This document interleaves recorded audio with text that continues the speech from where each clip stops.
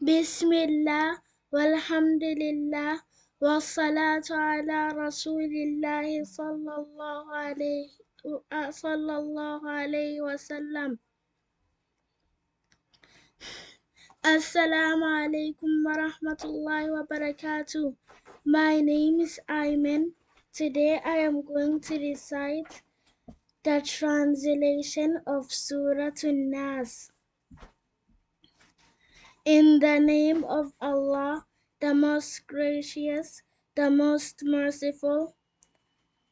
Say, I seek refuge with Allah, the Lord of mankind, the King of mankind, the Ilah of God mankind, from the evil of the whispered devil who whispers evil in hearts of men, who withdraws from his whispering in one's heart after one remembers Allah, who whispers in the breaths of mankind, of the jinn and men.